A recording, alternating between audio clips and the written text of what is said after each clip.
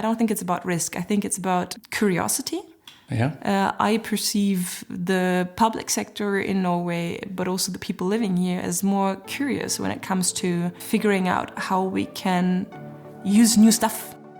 Hello and welcome to the Autonomy Journals podcast, brought to you by SAMS, the Norwegian Innovation Cluster for Autonomous Mobility and Transport Systems. Autonomy. In Norway, we do it. We are your hosts, Ea and Arild. I'm leading the Norwegian Innovation Cluster for Sustainable Autonomous Mobility Systems. And I'm the founder of a small company in the mobility space, Kobla. The Autonomy Journals is aimed at inviting you into autonomous universe of new ideas, innovation, great progress and feedback. Translating visions and complexities one interesting conversation at a time, and we'll offer links and resources to autonomy sites and news in the credits. My guest today is Laura Herzig from Beta Mobility, where she's a partner. Hello, Arild. Thanks for having me. It's great to be here. Why don't you first start by explaining your role at Beta? I'm a partner at Beta Mobility. We are an industry-specific advisory focusing on the transformation in the mobility sector with a focus on new mobility solutions. We are a startup and we are based out of Oslo and Copenhagen, and we kind of combine different backgrounds, academic backgrounds from urbanism to engineering to business in a very hands-on operational way. Can you share maybe a couple of projects or a couple of customers? We love to work with both the small ones and the bigger ones. So let's say small micromobility players that want to get into Norway and find a way to market. That's something we would do. And at the same time, we work with the very well-established public institutions such as private transport players, Ruter, Columbus and the likes, but also the regulatory authorities, Statens Vegvesen, the road authorities here in Norway, or municipalities. So you like to bridge this divide a little bit because there's a big difference between those institutional players and startups. When we move into this new mobility system thinking, you need to understand how a startup works and how they're put up and put together operational-wise, but also incentive-wise and economically in order to create an ecosystem where they can plug into. What's your path to the sector of mobility? So I have a background from economy and sustainability, and quite quickly I figured out one of the spaces where those two sections meet is within transportation. How can we change the way we work with transportation in order to create something that's more sustainable and increases the quality of life of people? So when electrification started in Norway, that was one of the first topics that I got to work with, the electrification of public transport fleets. And then later on, when micromobility was new and came to our cities, I was involved in the regulatory environment, the way we would incorporate it into our public transport systems. And then from there, it kind of naturally continued into the space of autonomy. And that's what I've been working on the past 2 to 3 years. We have so many EVs in Norway, electric vehicles, that now there are almost no ICE vehicles being sold in Norway anymore, right? It's not quite as well known that also the buses are electric. That's quite an example of scaling. Right? Because autonomy, it's not scaled yet, but is that what you're working for now, scaling autonomy? It's a bit similar to when digitalization came around, right? The first thing we did was basically putting electricity to paper.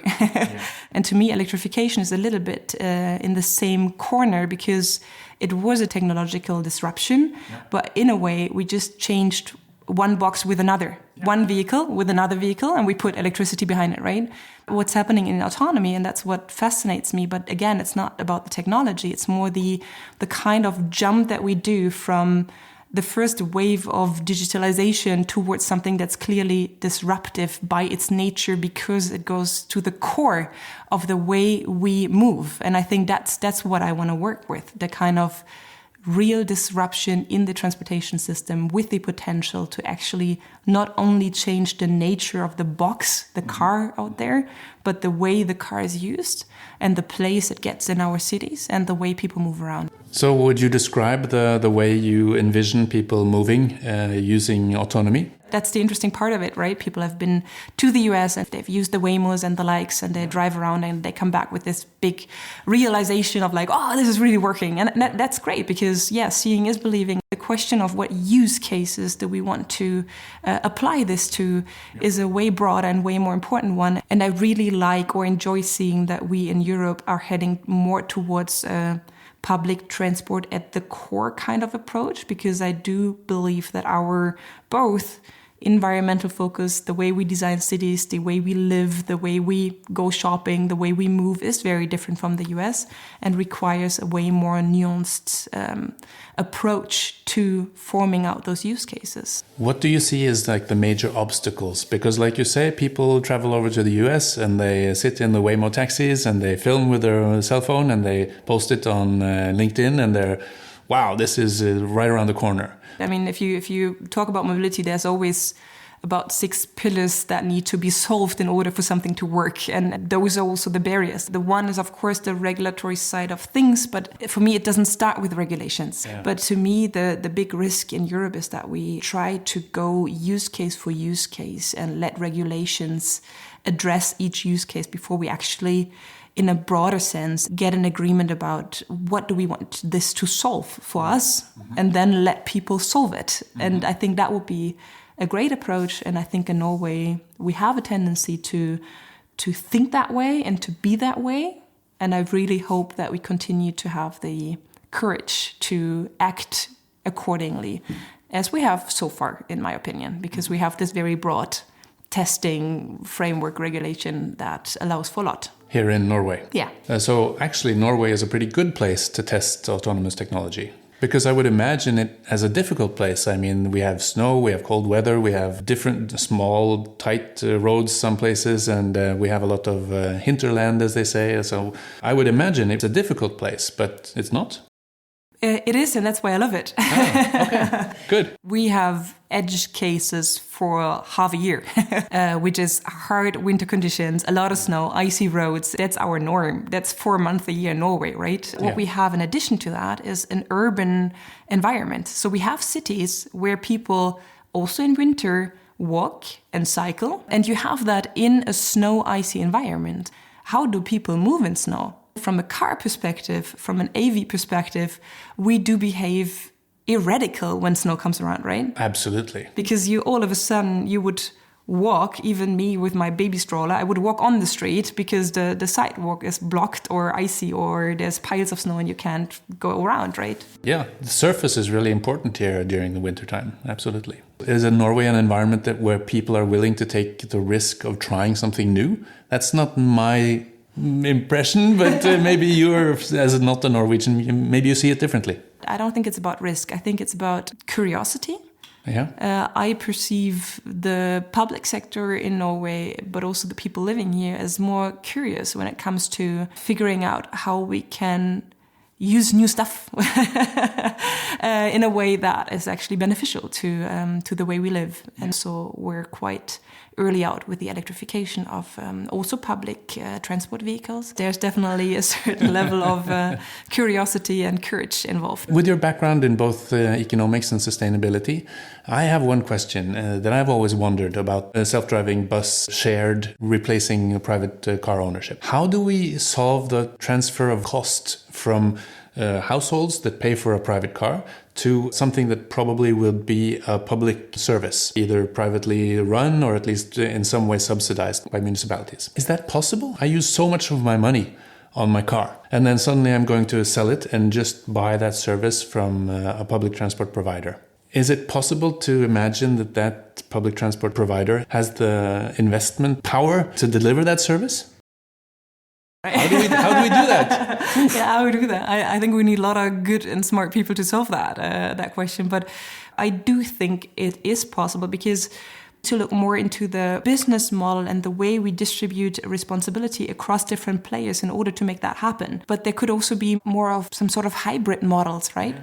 Where you have private players taking more of the risk, taking more of the responsibility for the user experience and for the service, thereby being more incentivized to do something that actually makes you want to sell your car because it's such a convincing offering and it's way less expensive than the alternative. But that also requires some sort of dynamics in the market that allow those players to operate in that way. And that will not be seen before we actually move from publicly funded pilot projects into something that's more of a scalable and real service. So you could imagine like a large employer offering a pickup service instead of parking spots. For example, I think that's... And at some point, the price is low enough because you don't have to have the driver, for example. For example. That's a pretty tough adversary. I mean, the marketing around it and the whole value chain about being in the showroom and feeling like you really want a car and all that stuff is really strong. It takes a lot of change. It's not just about the technology, but it's also about how do we shape city environments in order to make this service attractive. And to me personally, living in Oslo and using the bike quite frequently, taking the car into the city center I'm stressed out. I don't know where to park, what apps do I need to park? And it's a very chill and easy experience using the bike. That's exactly where you want to be with all the little tweaks and parts that you can influence as a municipality or a road authority. That's what you want to achieve. And that makes you change behavior because you don't want to be stressed out going to work. And I don't really care about what vehicle I use getting there, but I do care about the experience. Is it possible for startups in Norway to survive and to try out new stuff? Technological disruption and innovation. The big hope for every country should be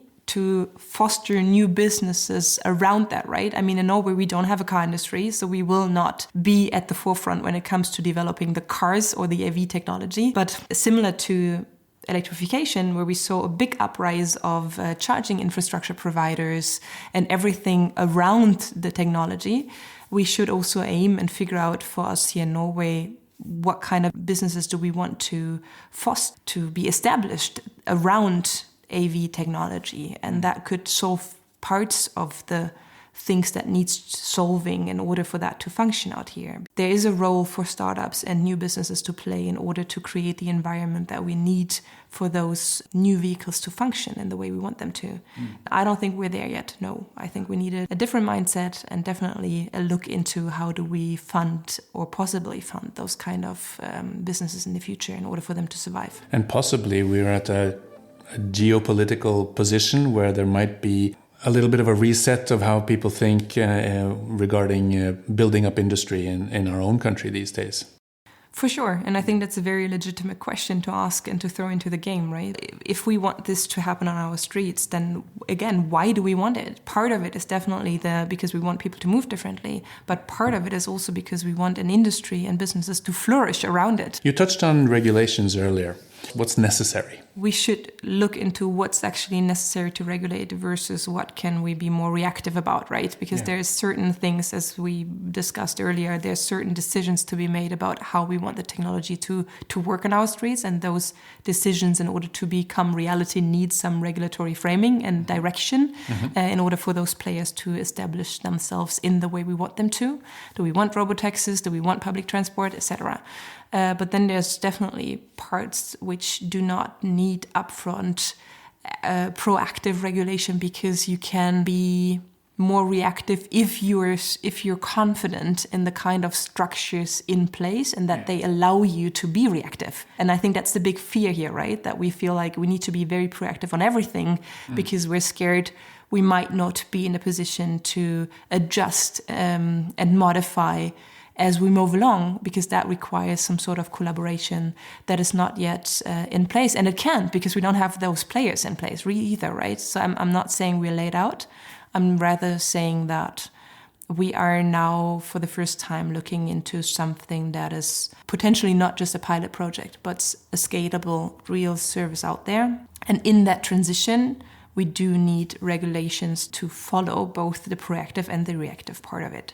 You pointed to the very broad testing framework that we have in place. I think that's a great start, and in a way that allows for much more. And it should be an attractive framework for international players to come to Norway and test things out, because it allows for a variety of different vehicles and a variety of different use cases. And that's great, and we should hold on to that. But at the same time, it shouldn't be a comfort cushion to relax upon, which I'm not saying that it is, because we just need this to be used as a starting point in order to learn how to make this into something more permanent. It's a starting point, and we should use that in order to get to something more permanent that puts a strong, clear signal out in the market about what players are allowed to do here, how long, if it's commercial or not, in order for them to consider establishing services on our streets that are costly to begin with.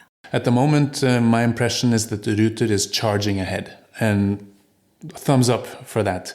Is this strategy established further up? So I believe that both Ruter but also Columbus and Stavanger, they are providing better insights into possible use cases that then again are kind of the foundation for any regulatory discussion that we should have. Yeah. Because not knowing what it is you need to regulate is the most tricky and difficult situation to be in for any nation, right? We have a tradition for certain public-private partnerships in Norway that's, I guess, been a success. How do you see that put to use for this sector? There's a different level here that is required in order to make that technology happen, right? It's not only based on dialogue, but it's actually based on collaboration. AV-based vehicles are so local. Like everything that needs to happen is so deeply interlinked with the way we design and form our streets and want people to move that it requires some sort of public involvement also when it comes to the more operational side of things. What could we get wrong in developing these things going forward? A lot. I'm also a little bit concerned that private car producers are pushing the technology much faster than public transport organizations or municipalities or countries are even able to absorb. And then suddenly these driver safety-based applications will be, it'll be like impossible to say no to these because they improve driver safety. And then suddenly we have a model we didn't want on our streets. Am I justified in that fear, or should I just leave it?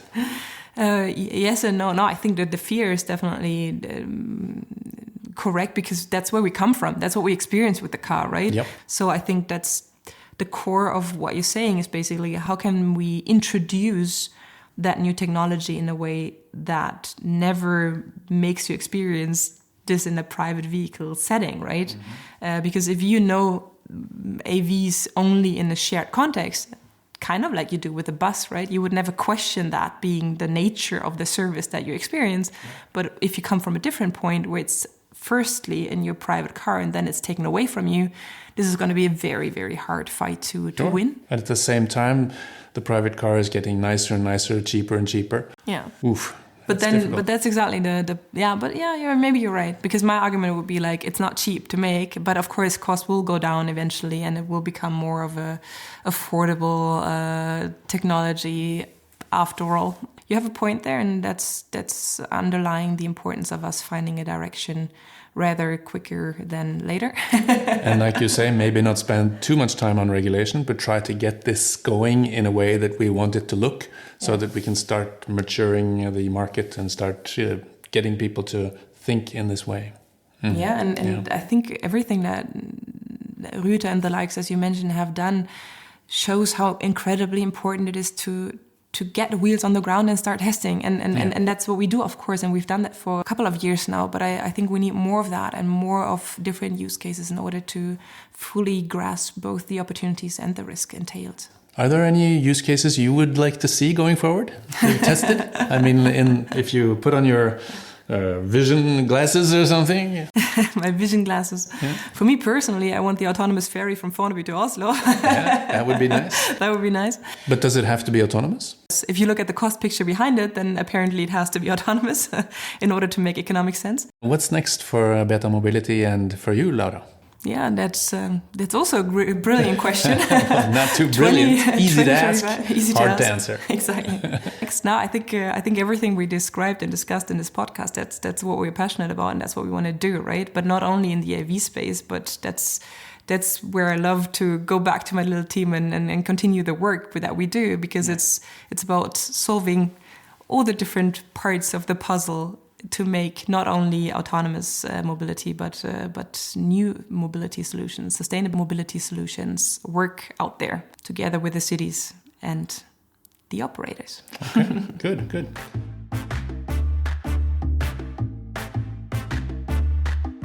We always ask our guests if they have an autonomy confession to make, if they have like a fun fact or something from your career or something that's just like a twist at the end of our session. Do you have any thoughts on that?